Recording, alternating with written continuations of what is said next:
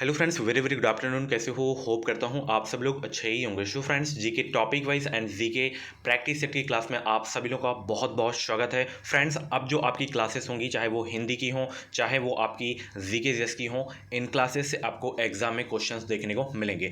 आप लोगों के पास जो तैयारी करने का समय है, मात्र 50 दिन का समय है।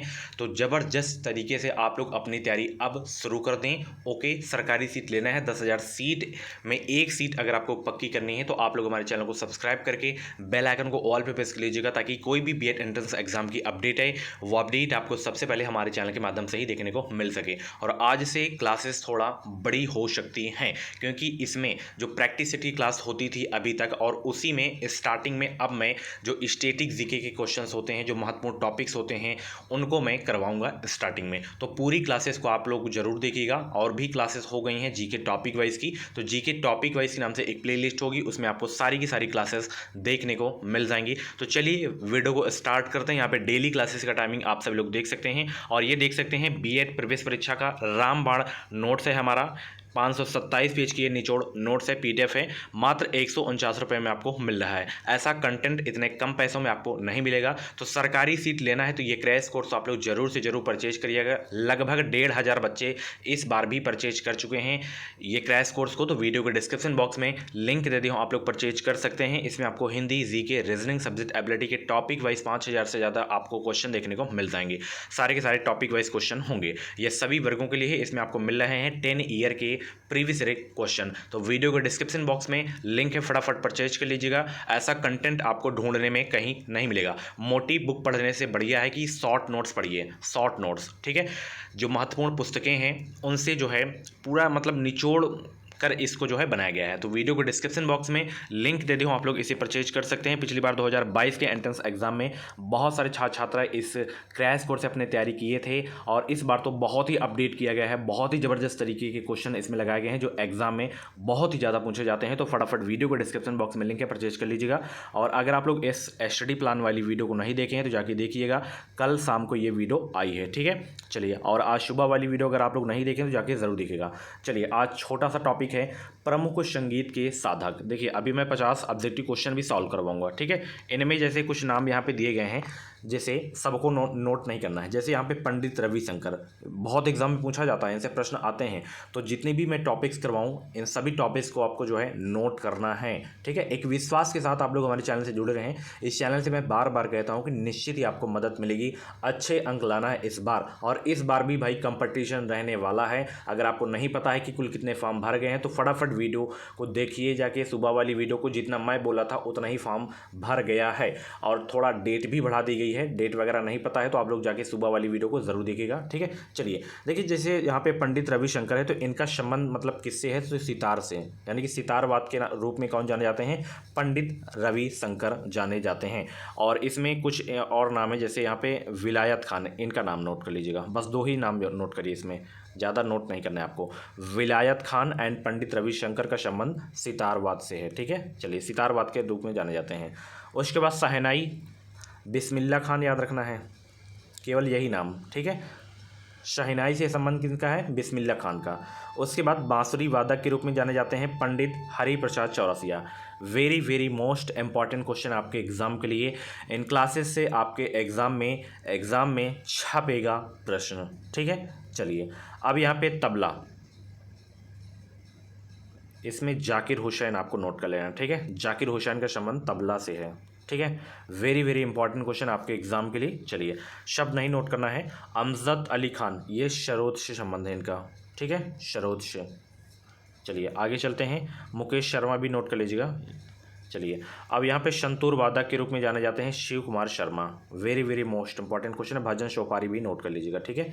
संतूर से संबंध इनका है, ठीक है। चलिए, उसके बाद विष्णु गोविंद जोग, ये जो है वायलिन से संबंध है इनका।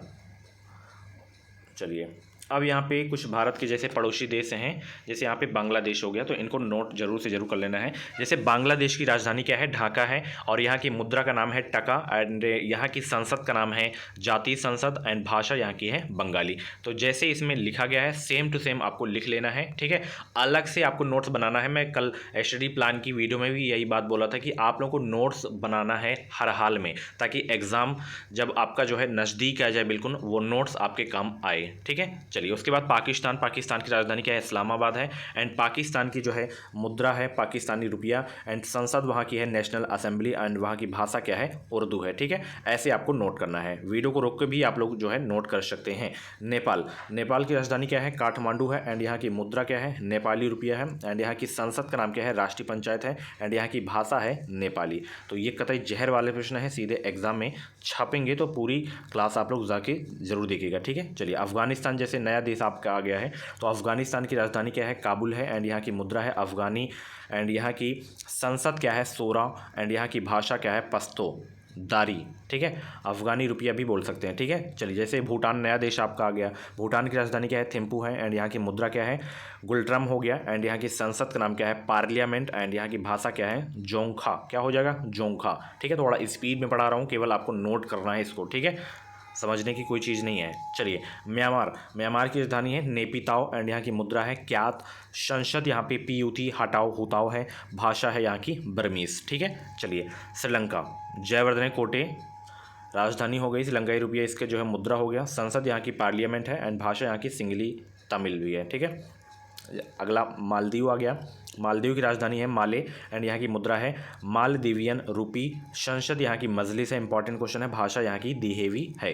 चीन अगला देश आपका आ गया, चीन की राजधानी है बीजिंग, एंड यहाँ की मुद्रा है युआन, संसद नेशनल पीपुल्स कांग्रेस है, भाषा चीनी है, ठीक है। अब जैसे भारत की अगर हम बात करें, तो भारत की राजधानी है नई दिल्ली, और यहाँ की मुद्रा क्या है, रुपया, संसद यहाँ की संसदी है, ठीक है, संसदी है, ठीक है, एंड यहाँ की भाषा क्या है, राजकीय भाषा क्या है, हिंदी है, ठीक है।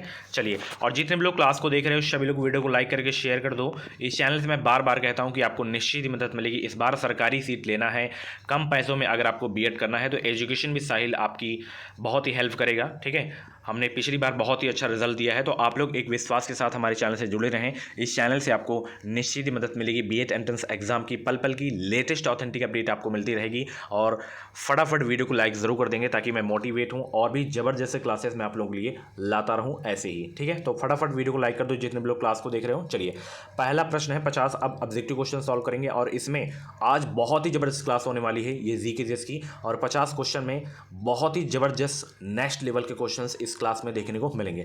पहला प्रश्न है कि भारत की नई राष्ट्रीय शिक्षा नीति की घोषणा किस वर्ष की गई थी।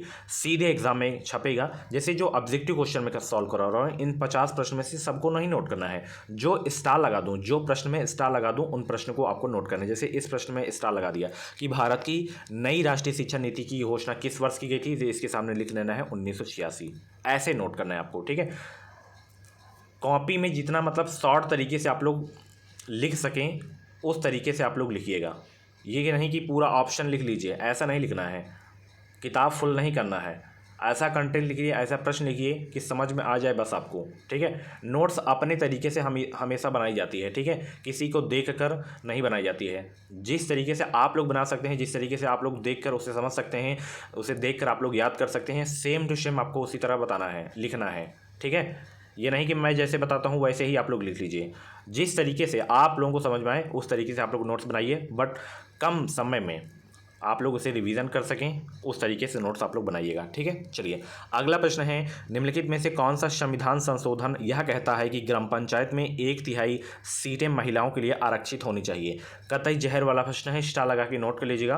और जितने भी जैसे महत्वपूर्ण संविधान संशोधन है उनकी भी स्पेशल क्लास होगी, चिंता मत करिए आप लोग। पूरा सिलेबस में कंप्लीट कराऊंगा बीएड एंट्रेंस एग्जाम का जितना भी सिलेबस है। तो जुड़े रहें चैनल से, सब्सक्राइब करके बेल आइकन को ऑल पे प्रेस कर लीजिए फटाफट। इस चैनल से आपको निश्चित ही मदद मिलेगी। तो वो संविधान संशोधन है 73वां संविधान संशोधन, ठीक है। ग्राम पंचायत में 1/3 सीटें महिलाओं के लिए आरक्षित होनी चाहिए, वो 73 आपको याद रखना है, ठीक है। चलिए, अगला प्रश्न आपकी स्क्रीन पे आ गया है कि पंचायत स्तर पर जो है राज्य सरकार का प्रतिनिधित्व जो है कौन करता है। बताएं सब लोग, 3 का जवाब देने का प्रयास करेंगे। पंचायत स्तर पर राज्य सरकार का प्रतिनिधित्व कौन करता है? तीसरा का जवाब देने का प्रयास करेंगे। बहुत ही जबरदस्त प्रश्न है आपके एग्जाम के लिए। ये प्रश्न वैसे पूछा नहीं जा सकता है, बट कला वर्ग में पूछा जा सकता है। अगर आप लोग जैसे कला वर्ग से हैं तो ये प्रश्न पूछा जा सकता है। ग्राम मुखी आपका सही हो जाएगा, ठीक है। चलिए बी आपका बिल्कुल करेक्ट हो जाएगा। चलिए, एक मकान की छत से भूमि की ओर एक पत्थर गिराया जाता है, उस पत्थर की गतिज ऊर्जा अधिकतम कब होगी? बताएं सब लोग, उस पत्थर की गतिज ऊर्जा अधिकतम कब होगी? और जो भी क्लासेस हो गई हैं उन क्लासेस को अगर आप लोग नहीं देखे हैं तो प्ले लिस्ट में जाइए। प्ले लिस्ट में आपको सारी की सारी क्लासेस एक साथ मिल जाएंगी और फ्री पीडीएफ भी आपको जो है इनकी क्लासेस की जो है मिल जाएंगी। फ्री पीडीएफ आपको कहाँ पे मिलेगी? हमारे टेलीग्राम चैनल पे। टेलीग्राम चैनल का नाम है एजुकेशन विद साहिल। इस वीडियो के डिस्क्रिप्शन बॉक्स में लिंक दे दिया हूँ। तो भूमि पर पहुँचने से ठीक पहले उसकी जो गतिज ऊर्जा है वो अधिकतम होगी, ध्यान रखना, भूमि पर पहुंचने के ठीक पहले। तो जितने भी लोग यहाँ पे सी जवाब दिए उनका आंसर बिल्कुल सही हो जाएगा। चलिए, और कुछ भी डाउट्स वगैरह हैं बीएड से रिलेटेड तो आप लोग हमसे बातचीत भी कर सकते हैं। व्हाट्सएप पे मैसेज कर सकते हैं, इंस्टा पे मैसेज कर सकते हैं। WhatsApp number and Instagram ID की लिंक इस वीडियो के डिस्क्रिप्शन बॉक्स में आपको देखने को मिल जाएगी। चलिए, 1959 ईस्वी तक जो है पाकिस्तान की राजधानी क्या थी? बताएं सब लोग, 1959 ईस्वी तक पाकिस्तान की राजधानी क्या थी? तो ध्यान रखना कराची थी और इस समय इस्लामाबाद है। तो ध्यान रखना बी आपका बिल्कुल करेक्ट हो जाएगा। चलिए, अगला प्रश्न यहाँ पे देख सकते हैं, भारत की कॉफ़ी अनुसंधान संस्थान कहाँ स्थित है? बहुत सारे लोग कन्फ्यूज हो गए होंगे कि इसमें से है ही नहीं है। तो यहाँ पे देखिए येरकाड जो है आपका ये कर्नाटक में स्थान है, ठीक है। तो ज़्यादातर आपको कर्नाटक ही ऑप्शन में देखने को मिलेगा। तो भारत की कॉफ़ी अनुसंधान संस्थान कहाँ स्थित है? देखिए, जितने भी भारत के प्रमुख शोध संस्थान हैं, उत्तर प्रदेश के प्रमुख शोध संस्थान हैं, इसकी मैं स्पेशल क्लास लूँगा। अभी मैं यूपी स्पेशल जीके की जैसे मैं स्पेशल नोट्स आप लोगों के लिए मैं तैयार कर रहा हूँ, वो करीब मान के चलिए 20 से 25 मिनट की वीडियोज़ आएगी, उसमें आपका सारा का सारा क्लियर कर दूँगा, ठीक है।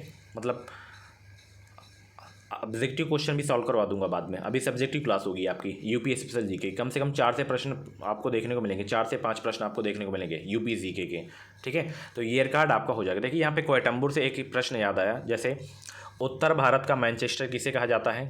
कानपुर को कहा जाता है। भारत का मैनचेस्टर किसे कहा जाता है? अहमदाबाद को कहा जाता है। दक्षिण भारत का मैनचेस्टर किसे कहा जाता है? कोयटम्बूर को कहा जाता है। तो ये प्रश्न भी आपको नोट कर लेना है, ठीक है।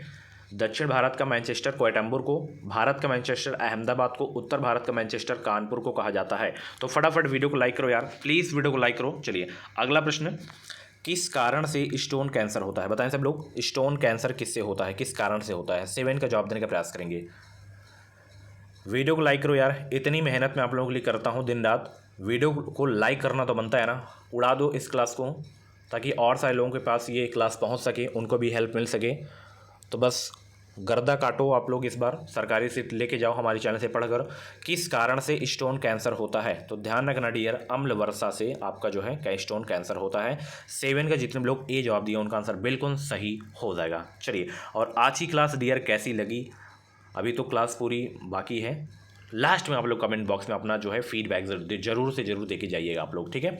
चलिए, अगला प्रश्न भी कतई जहर वाला प्रश्न है, सीधे एग्जाम में छपने वाला प्रश्न है। सूचना का अधिकार अधिनियम किस वर्ष पारित हुआ था? बताएं सब लोग, सूचना का अधिकार अधिनियम किस वर्ष पारित हुआ था? सीधे एग्जाम में छपेगा। एग्जाम में छपने वाला प्रश्न मैं ही लाता हूँ, फालतू के क्वेश्चन नहीं लाता हूँ अपनी क्लास में मैं। और हिंदी टॉपिक वैसी क्लास को भी नहीं देखे हैं तो जाके देखिए आप लोग, प्ले लिस्ट में आपको मिल जाएंगी क्लासेस। सूचना का अधिकार अधिनियम जो पारित किया गया था 2005 में पारित किया गया था। 8वां का जो है आपका बी वाला बिल्कुल करेक्ट हो जाएगा। बैटरियों में कौन सा एसिड जो है संग्रहित होता है, जिसे स्टोर भी बोलते हैं?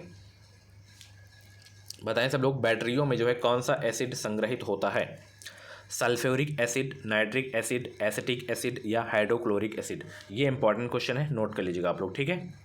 और जब भी आप लोग मेरी क्लास देखा करें तो आप लोग अपने पास पेन कॉपी ज़रूर रखा करें।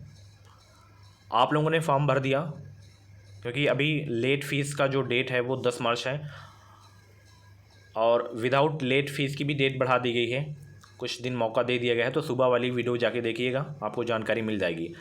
अभी भी आप लोग फॉर्म भर सकते हैं, उनका एक्स्ट्रा चार्ज नहीं लगेगा, ठीक है। तो जाके ज़रूर देखिएगा। 5 तारीख तक डेट कर दी गई है, ठीक है।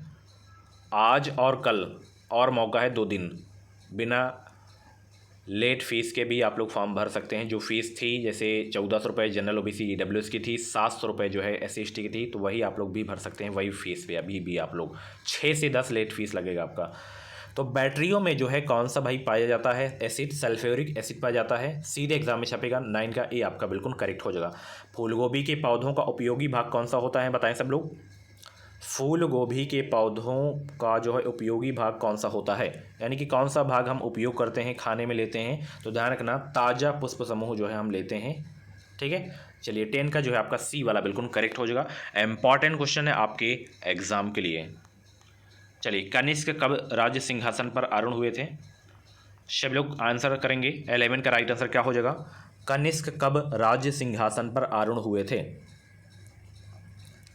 तो ये हुए थे 78 ईस्वी में। कब हुए थे, 78 ईस्वी में हुए थे। 11 का बी आपका बिल्कुल करेक्ट हो जाएगा। चलिए, अकबर के समय मुगल सूबों की संख्या 15 थी, जो औरंगजेब के समय बढ़कर कितनी हो गई थी, 18, 16, 21, 24, बताएं सब लोग।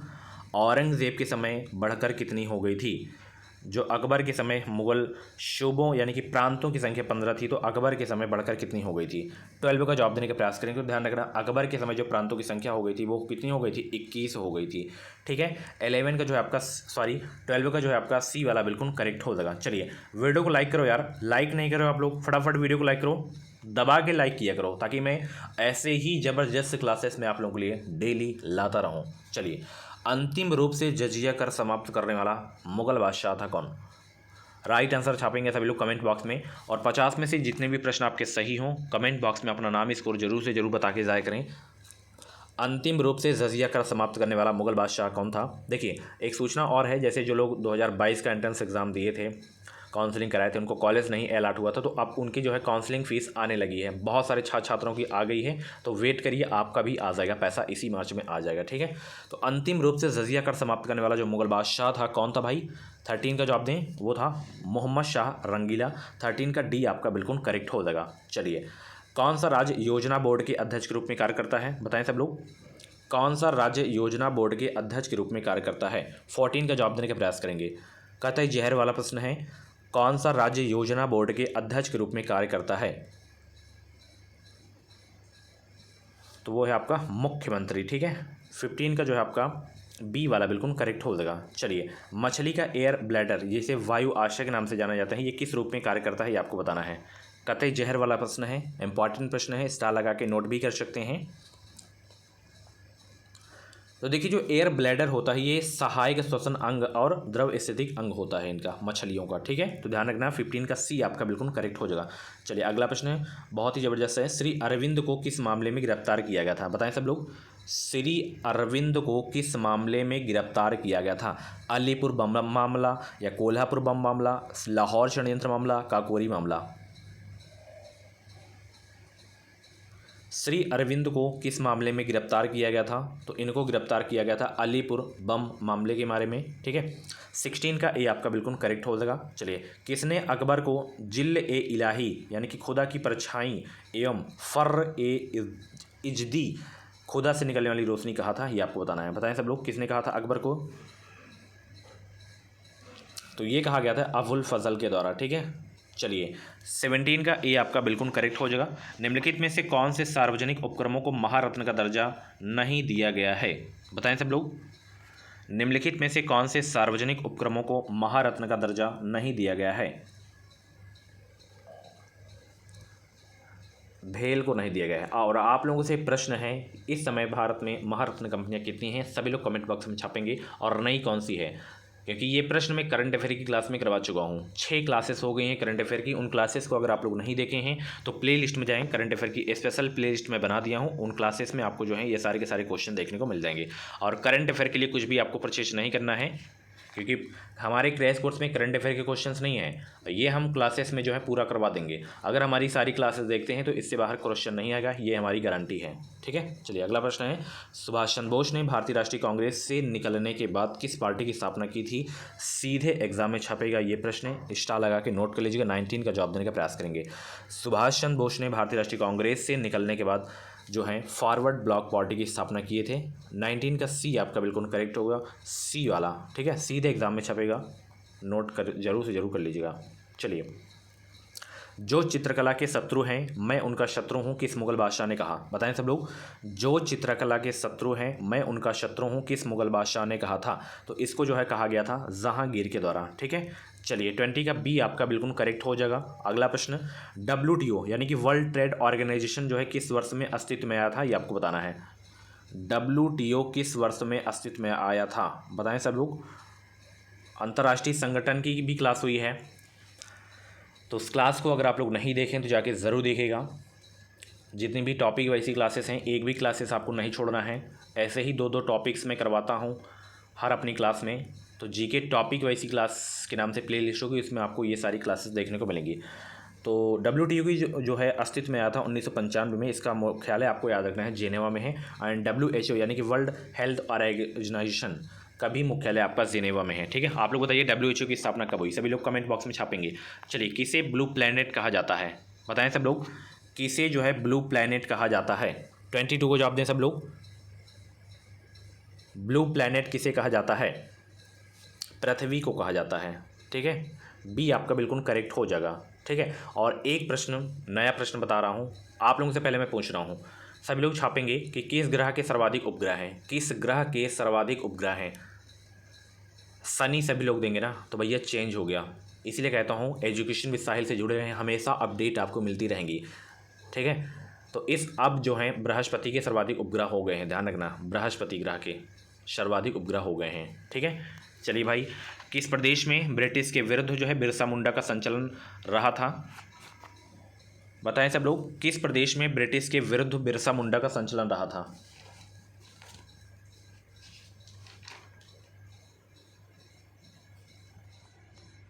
ट्वेंटी 23 का जवाब दें सब लोग। किस प्रदेश में ब्रिटिश के विरुद्ध बिरसा मुंडा का संचलन रहा था, छोटा नागपुर आपका सही हो जाएगा। ठीक है, 23 का बी आपका बिल्कुल करेक्ट हो जाएगा। वाइकोम सत्याग्रह कहाँ चला गया, बताएं सब लोग। वाइकोम सत्याग्रह कहाँ चला गया, 24 का राइट आंसर क्या होगा भाई। वाइकोम सत्याग्रह कहाँ चला गया, तो ये चला गया था केरल में। कहाँ चला गया था, केरल में चला गया था। 24 का ए आपका बिल्कुल करेक्ट हो जाएगा। चलिए आगे चलते हैं। अगला प्रश्न बहुत इंपॉर्टेंट है कि गांधी जी के विदेशी वस्तुओं के बहिष्कार का आंदोलन का लक्ष्य था क्या। गांधी जी की विदेशी वस्तुओं के बहिष्कार का आंदोलन का लक्ष्य क्या था। वेरी इंपॉर्टेंट क्वेश्चन, स्टार लगा के नोट कर लीजिएगा। तो कुटीर उद्योगों को प्रोत्साहन, यही लक्ष्य था गांधी जी का। ठीक है, विदेशी वस्तुओं को जो बहिष्कार का जो है आंदोलन का लक्ष्य था, यही कुटीर उद्योगों को प्रोत्साहन करना। 25 का डी आपका बिल्कुल करेक्ट हो जाएगा। 25 प्रश्न अभी और बचे हैं आपके। ठीक है, चलिए फटाफट सॉल्व करते हैं हम। जापानी सहयोग से स्थापित किया गया नवीनतम और सबसे बड़ा शिपयार्ड कौन सा है, बताएं सब लोग। 26 का भाई राइट आंसर क्या होगा, फटाफट जवाब देने का प्रयास करेंगे। जापानी सहयोग से स्थापित किया गया नवीनतम और सबसे बड़ा शिपयार्ड कौन सा है, तो ध्यान रखना मेरे प्यारे मित्र, कोची शिपयार्ड आपका हो जाएगा। ठीक है, चलिए बी आपका बिल्कुल करेक्ट हो जाएगा। चलिए, किस प्रधानमंत्री ने वास्तविक नियंत्रण रेखा के संबंध में हस्ताक्षर करके भारत चीन संबंधों में नरमी लाई थी, बताएं उस प्रधानमंत्री का नाम, बताएं सब लोग। 27 का जवाब देने का प्रयास करेंगे। जबरदस्त प्रश्न है, वीडियो को लाइक शेयर करते रहो सब लोग दबा के। PV नरसिंह राव, ठीक है, ये प्रधानमंत्री हो जाएंगे। चलिए आगे चलते हैं। निम्नलिखित में से किस वस्तु की मांग लोचदार है, बताएं सब लोग। किस वस्तु की मांग लोचदार है, 28 का जवाब दें सब लोग। किस वस्तु की मांग लोचदार है, विद्युत वस्तु की मांग लोचदार है। 28 का ए आपका बिल्कुल करेक्ट हो जाएगा। कौन सी अक्रिय गैस गहरे समुद्र के गोताखोरों द्वारा श्वसन के लिए वायु में उपस्थित नाइट्रोजन के साथ प्रयोग की जाती है, स्टार लगा के नोट कर लीजिएगा, सीधे एग्जाम में छपेगा, सीधे एग्जाम में छपेगा। बताएं सब लोग, कौन सी अक्रिय गैस गहरे समुद्र के गोताखोरों द्वारा श्वसन के लिए वायु में उपस्थित नाइट्रोजन के स्थान पर प्रयोग की जाती है, तो वो गैस है हीलियम, ध्यान रखना। 29 का डी आपका बिल्कुल करेक्ट हो जाएगा। चलिए आगे चलते हैं। वायुयान का आविष्कार किसने किया था, बताएं सब लोग। वायुयान का आविष्कार किसने किया था, 30 का जवाब देने का प्रयास करेंगे। वायुयान का आविष्कार किसने किया था, तो वायुयान का आविष्कार जो है किया गया था आर्विले राइट एंड विलिबर राइट के द्वारा किया गया था वायुयान का आविष्कार। 30 का ए आपका बिल्कुल करेक्ट हो जाएगा। चलिए, द्रवचलित मशीनें किस सिद्धांत से काम करती हैं, बताएं सब लोग। द्रवचलित मशीनें किस सिद्धांत से काम करती हैं, द्रवचलित मशीनें किस सिद्धांत से काम करती हैं। 31 का जवाब दें सब लोग। पास्कल सिद्धांत से काम करती हैं द्रवचलित मशीनें जो होती हैं, तो ध्यान रखना, बहुत ही जबरदस्त प्रश्न था साइंस का ये। अगला प्रश्न बहुत ही जबरदस्त प्रश्न है कि किस वर्ष में जो है भारत के राष्ट्रपति ने आंतरिक अव्यवस्था के कारण आपात स्थिति लागू की थी। 32 का राइट आंसर बताने का प्रयास करेंगे सब लोग। बहुत ही अच्छे, ऐसे ही आप लोग जवाब दिया करें। मुझे भी खुशी होती है जब आपका स्कोर ठीक ठाक जाता है। और इधर उधर अब आपको मेढक की तरह उछलना नहीं है कि आज यहाँ पढ़ें कल वहाँ पढ़ेंगे। एक जगह स्थायी होकर पढ़िए, तभी आपको सफलता मिलेगी। किस वर्ष में भारत के राष्ट्रपति ने आंतरिक अव्यवस्था के कारण आपात स्थिति लागू की थी? 1975 में। ठीक है, चलिए भाई आगे चलते हैं। किस राज्य का नाम हाल ही में परिवर्तित किया गया है? 33 का जवाब देने का प्रयास करेंगे। इसमें बंग लिखा है तो पश्चिम बंगाल होना चाहिए, बस यही आपका सी करेक्ट हो जाएगा। चलिए, अमीर खुसरो ने किसके विकास में अग्रगामी की भूमिका निभाई थी? बताएं सब लोग भाई, 34 का जवाब दें। अमीर खुसरो ने किसके विकास में अग्रगामी की भूमिका निभाई? 34 का जवाब देने का प्रयास करेंगे सब लोग। खड़ी बोली आपका सही हो जाएगा। ठीक है, किसके विकास में अग्रगामी की भूमिका निभाई थी? अमीर खुसरो ने खड़ी बोली के। चलिए, तैमूर लंग ने किसके शासन काल में भारत पर आक्रमण किया? बताएं सब लोग। तैमूर लंग ने किसके शासन काल में भारत पर आक्रमण किया? 35 को जवाब दें सब लोग। गुड आफ्टरनून भाई सभी को, गुड आफ्टरनून। वीडियो को लाइक नहीं कर रहे हो आप लोग, प्लीज़ वीडियो को लाइक करो सब लोग। और चैनल को जितने भी लोग सब्सक्राइब नहीं किए हैं, हमारे फैमिली से नहीं जुड़े हैं, तो सब्सक्राइब करके यार एजुकेशन विद साहिल से जुड़े रहें आप लोग। निश्चित ही आपको मदद मिलेगी। बीएड में एडमिशन होने के बाद भी आपको इस चैनल से प्रॉफिट मिलेगा, जैसे प्रैक्टिकल फाइल कैसे बनाई जाती है, टीचिंग में क्या क्या करना पड़ता है, वाइवा जो होता है उसमें क्या क्या पूछा जाता है, एग्ज़ाम में अच्छे परसेंटेज कैसे लाएँ।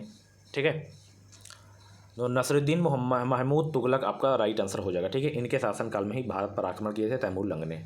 अशोक ने अपने सभी अभिलेखों में एकरूपता से किस प्राकृत का प्रयोग किया था? बताएं सब लोग। अशोक ने अपने सभी अभिलेखों में एकरूपता से किस प्राकृत का प्रयोग किए हैं? मागधी आपका सही हो जाएगा। ठीक है, रेशा फसलें निम्नलिखित में से कौन सी हैं? इसमें बताएं सब लोग। रेशा फसलें इसमें से कौन है? 37 का जवाब देने का प्रयास करेंगे सब लोग। रेशा फसलें निम्नलिखित में से कौन सी है? इंपॉर्टेंट क्वेश्चन है। कपास, सन, जूट, ये आपके रेशा फसलें हैं आपके। 37 का सी आपका बिल्कुल करेक्ट हो जाएगा। चलिए, निम्नलिखित में से कौन सी भाषाएं हाल ही में प्राचीन भाषाएं घोषित की गई हैं?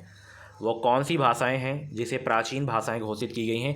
38 का जवाब देने का प्रयास करेंगे। एक बार फिर से सभी को भाई गुड आफ्टरनून। वीडियो को लाइक नहीं किया हो तो प्लीज़ वीडियो को लाइक कर देना। इस क्लास को देखने के बाद इस क्लास की बिल्कुल फ्री में पीडीएफ आपको हमारे टेलीग्राम चैनल से मिल जाएगी, तो टेलीग्राम चैनल से आप लोग ज़रूर से ज़रूर ज्वाइन हो जाइए। टेलीग्राम चैनल का नाम है एजुकेशन विद साहिल।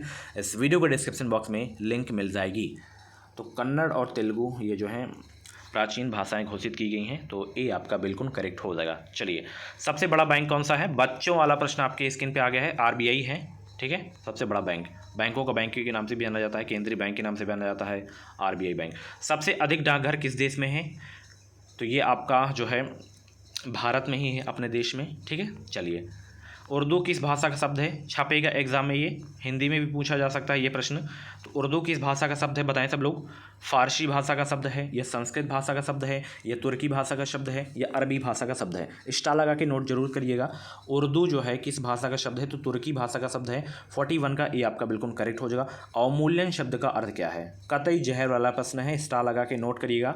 अर्थव्यवस्था का जबरदस्त प्रश्न है ये। अवमूल्यन शब्द का अर्थ क्या है? अवमूल्यन शब्द का अर्थ है अन्य मुद्रा की तुलना में स्वदेशी मुद्रा के मूल्य को घटाना। यही जो है अवमूल्यन शब्द का अर्थ है। ठीक है, ये आपका बिल्कुल करेक्ट हो जाएगा। चलिए, भारतीय पुरातत्व सर्वेक्षण जिसे ASI निम्नलिखित विभागों मंत्रालयों में से किसका संलग्न कार्यालय है? आपको बताना है। ये क्वेश्चन आई थिंक पहले की क्लास में करवा चुका हूँ। तो ये बताएं किसका संलग्न कार्यालय है? संस्कृति का है, संस्कृति मंत्रालय का है, संस्कृति विभाग का है। तो ये आपका बिल्कुल करेक्ट हो जाएगा। ठीक है, चलिए, कॉर्बेट नेशनल पार्क किस जिले में स्थित है? नैनीताल में है, जिले में है, उत्तराखंड राज्य में है। ठीक है, निम्नलिखित में से किस मुगल सम्राट को हिंदी गीतों की रचना का श्रेय प्राप्त है? निम्नलिखित में से किस मुगल सम्राट को हिंदी गीतों की रचना का श्रेय प्राप्त है? तो ये श्रेय प्राप्त है जहांगीर को। 45 का सी आपका बिल्कुल करेक्ट हो जाएगा। निम्नलिखित में से कौन एकाधिकार का एक उदाहरण है? बताएं सब लोग, कौन एकाधिकार का एक उदाहरण है? भारतीय रेलवे एकाधिकार का एक उदाहरण है। ध्यान रखना, बी आपका बिल्कुल करेक्ट हो जाएगा। अगले प्रश्न की ओर चलते हैं। रामकृष्ण मिशन की स्थापना किसने की? सीधे एग्जाम में छपेगा। रामकृष्ण मिशन की स्थापना किसने की? तो इसकी स्थापना स्वामी विवेकानंद के द्वारा जो है किया गया था। ये आपका बिल्कुल करेक्ट हो जाएगा। ठीक है, चलिए। काली मुद्रा की जो है सबसे मान्य परिभाषा है, यह वह आय है जिस पर कर अपवंचन नहीं हुआ है, यही होता है। ठीक है, चलिए। वेदों को अपौरुषेय क्यों कहा गया है? वेदों को अपौरुषेय क्यों कहा गया है? क्योंकि वेदों की रचना देवताओं द्वारा की गई है, इसीलिए अपौरुषेय कहा गया है वेदों को। ठीक है, चलिए। वेद कितने भाई? 4 वेद हैं। सबसे प्राचीन वेद कौन सा है? ऋग्वेद है आपका। कौन सा वेद जो है आपका गद्य एवं पद्य दोनों में लिखा गया, तो यजुर्वेद आपका हो जाएगा। पंजशील घाटी कहाँ स्थित है? ये आपका अफगानिस्तान में है। ठीक है, सो फ्रेंड्स ये थी आज की जीके जीएस की क्लास। कैसी लगी क्लास? कमेंट बॉक्स में अपना फीडबैक ज़रूर देना है। और 50 में से जितने भी प्रश्न आपके सही हुए हों, कमेंट बॉक्स में अपना नाम स्कोर जरूर देगा। और आज की क्लास डियर कैसी लगी? कमेंट बॉक्स में अपना फीडबैक जरूर दीजिएगा। एक प्यारा सा कमेंट जरूर कर दीजिएगा। ठीक है, इतनी मैं मेहनत आप लोगों के लिए करता हूँ, तो एक छोटा सा कमेंट जरूर करके जाइएगा। और वीडियो को अगर आप लोग अभी तक लाइक नहीं किए थे तो प्लीज़ यार वीडियो को लाइक कर दो, ताकि मैं मोटिवेट हूँ अगली जो क्लास हो और भी ज़बरदस्त तरीके से मैं लेके आऊँ। ठीक है, तो इसकी PDF आपको हमारे टेलीग्राम चैनल पे मिलेगी।